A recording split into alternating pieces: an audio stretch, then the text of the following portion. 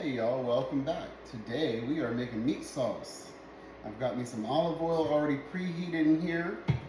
We're going to saute up a whole bell pepper. Get that going. How y'all doing today? It's a beautiful day again. Spatula here. And we are using the Le Creuset 6.5 quart Dutch oven. If you like this, it's on my link on Sur La Table. I believe it's the first thing on there. It is on special. Get these going real good. And I did put 3 tablespoons of olive oil in there, and that was 1 bell pepper. We're gonna saute that bad boy up just a little bit there, get them the head start. They take a little longer than the onions do to cook. All right. The weather's here is beautiful today. It's just nice and sunny out. How about the weather where y'all are at? All right. This is a recipe that was given to me a long time ago by Susie Q.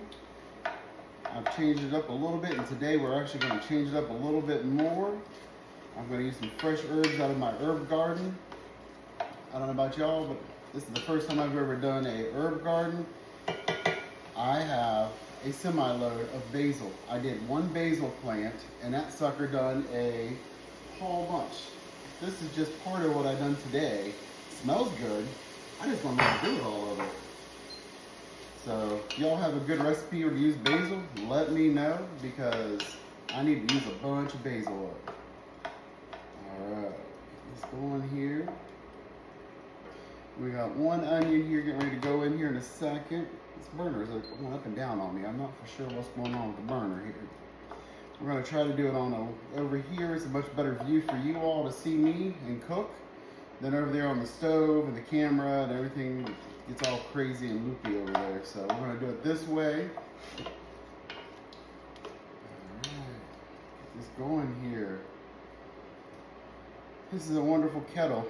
This is a deeper vessel than a 5.5. It's a little deeper. I like the fried chicken in this as well.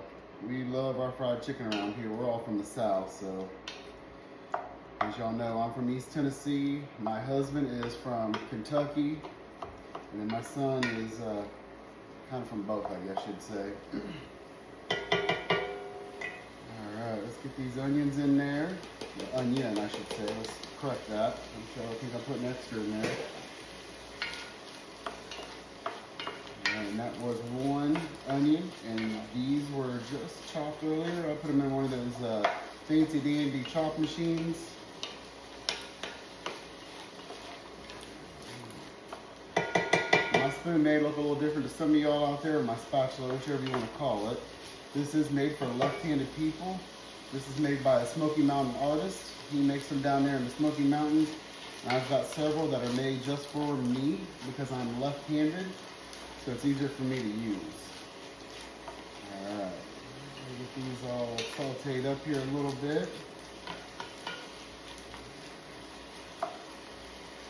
Looks like it's gonna take a few seconds here, just a little bit. This burner keeps going up and down on temperature. I think it's now starting to cooperate just a little bit better. Alright.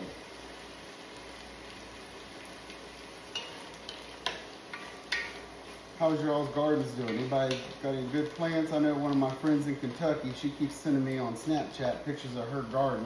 Her garden's really producing well for her.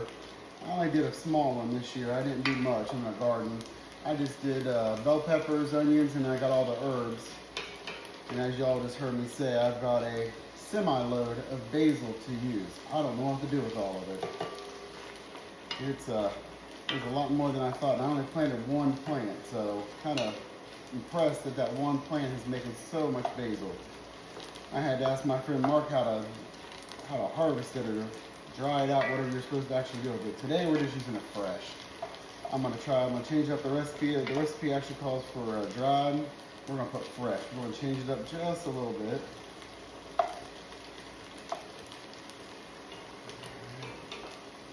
Let these saute up just a little bit better. We're just gonna take a few minutes here. We're gonna take a little bit of a break and we'll be, all right, y'all. We got these onions and these bell peppers just about sauteed up enough. We're gonna go ahead and add 2 pounds of hamburger. All right, let's get that in there. Get that out of the way there. Get this hamburger browned up just a little bit. While that's starting to cook there just a little bit, we're going to go ahead and add, the recipe calls for 2 cloves of garlic. I'm going to add 3 because one of my cloves is a little small. So we're going to add that in there. There. Okay, so I had to put those out. They're so tiny. That's why I'm adding 3 instead of 2.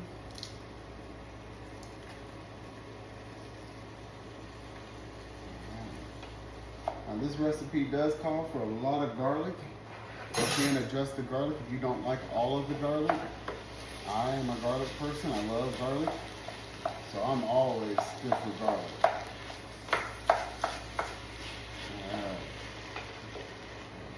Just do a little repeat for y'all. We did 3 tablespoons of olive oil, a whole onion, and a whole diced bell pepper.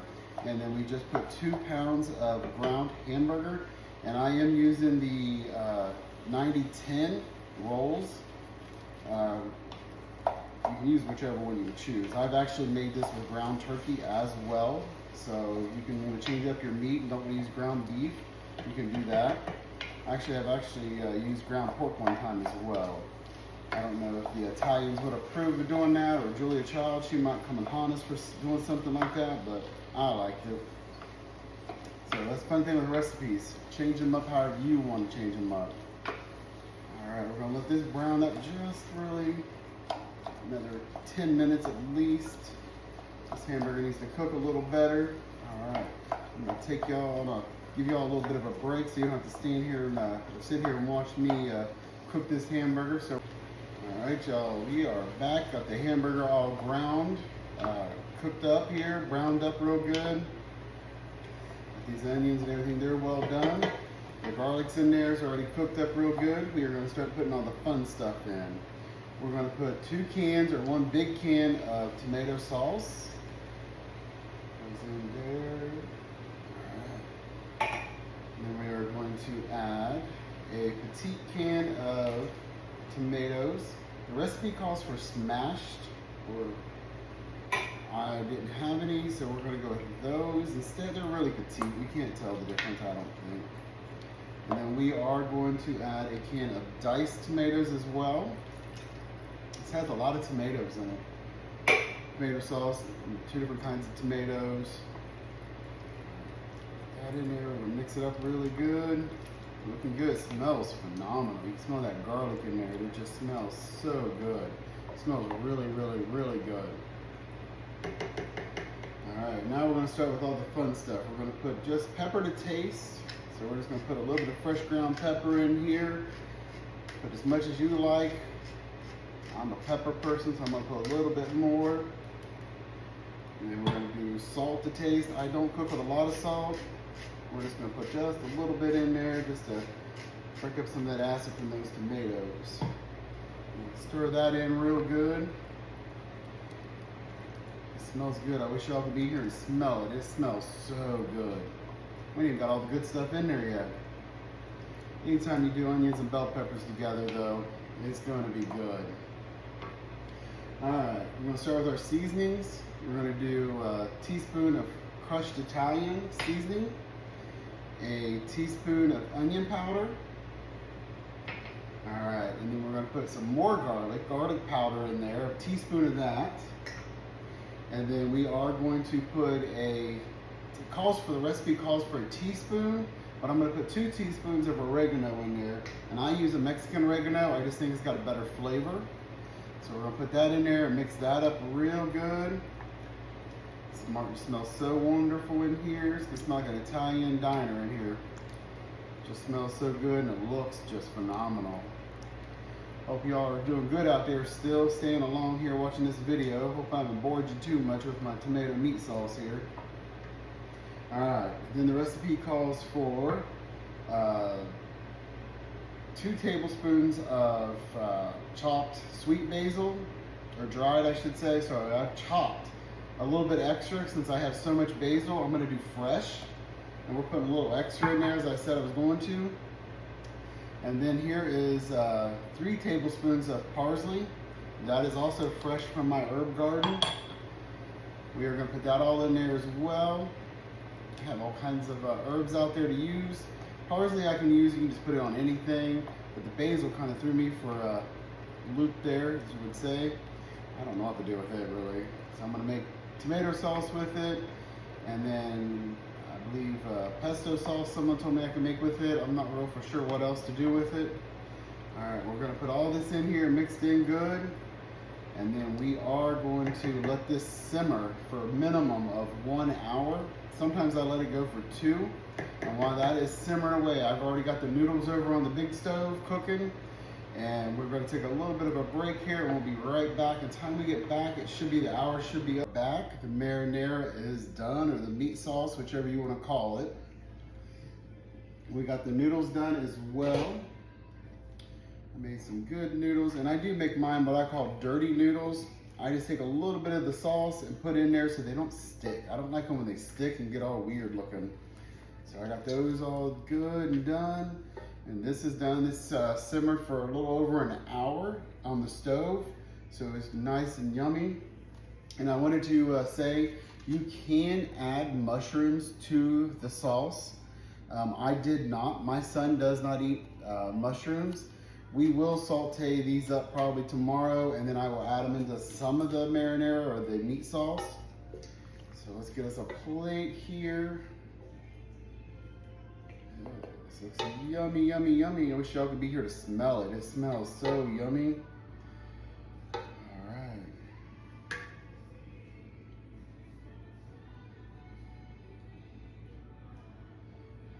Let me grab a fork out of the trusty drawer here. All right, okay, well, we need some Parmesan cheese on there. I don't have any of the fresh, we just got this right now. This will do. And if you wanted to know what the noodles were, this is the brand that I use. They're from the good old trusty Aldi, however y'all say it. And then I do have plenty of parsley. When I serve this later on here, I'm gonna put some more parsley on top of each plate, make it look real pretty. Let's get us a nice good bite. Look at that, look how good that looks. See that, yum.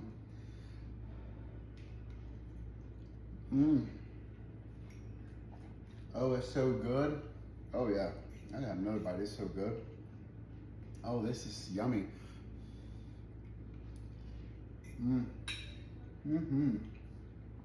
Oh, that's so good.